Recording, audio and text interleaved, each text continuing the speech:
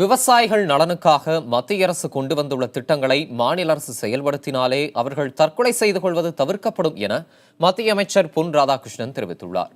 இதுகுறித்து மதுரையில் புதிய தலைமுறைக்கு அவர் அளித்த பிரத்யேக பேட்டியை பார்க்கலாம்.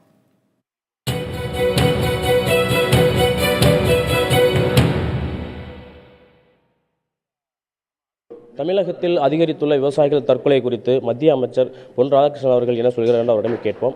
சார், இப்போ தமிழகத்தில் விவசாயிகள் தற்கொலை நாளுக்கு நாள் அதிகரிச்சிட்டு இருக்கு. இந்த தடுக்கிறதுக்கு மத்திய அரசு ஏதாவது சிறப்பு திட்டங்கள் ஏதாவது இதுக்கான முயற்சி எடுக்கிறதா இருக்குங்களா? அதை பற்றி சொல்லுவோம். தமிழகத்தில் நடந்து கொண்டிருக்கக்கூடிய இதுபோன்ற சம்பவங்கள் விரும்பத்தகாத சம்பவங்கள். தமிழக விவசாயிகள் பிரதமர் நரேந்திர மோடி அவர்கள் மீது நம்பிக்கை வைக்க வேண்டும் என்று நான் கேட்டுக்கொள்கின்றேன். மத்திய அரசாங்கத்தினுடைய ஏராளமான திட்டங்கள் விவசாயிகள் நலனுக்காகவும் கிராம முன்னேற்றத்திற்காகவும் வழங்கப்பட்டிருக்கின்றன. சென்ற ஆண்டைய மத்திய அரசாங்கத்தினுடைய நிதிநிலை அறிக்கை 3/4%, ஏறக்குறைய 3/4% கிராம முன்னேற்றத்திற்காக, விவசாய முன்னேற்றத்திற்காக என்று திட்டமிடப்பட்டு வழங்கப்பட்டிருக்கின்றது.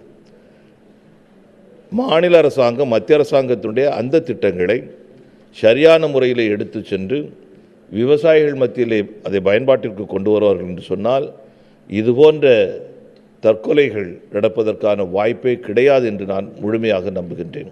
அதே நேரத்தில் இன்னொன்று, மாநில அரசாங்கம் இன்னொரு விஷயத்திலையும் கவனம் கொடுக்க வேண்டும். விவசாயத்திலே ஒரு பாதிப்பு ஏற்படுகிறது என்று சொன்னால் அதற்கு மாற்று என்ன என்பதை பற்றியும் மாநில அரசாங்கம் கவனம் கொடுக்க வேண்டும் என்று நான் கேட்டுக்கொள்கின்றேன். தற்போது மத்திய அரசாங்கம் விவசாயிகள் தற்கொலை தொடர்பாக உரிய நடவடிக்கைகள் எடுத்து அவருடைய வாழ்வை மேம்படுத்துவதற்கான நடவடிக்கைகள் எடுக்கும் என்று மத்திய அமைச்சர் பொன் ராதாகிருஷ்ணன் அவர் தெரிவித்திருக்கிறார்கள். புதிய தலைமுறைக்காக ஒளிப்பதிவாளர் குணசேகரனுடன் சிந்தனை பெருமாள்.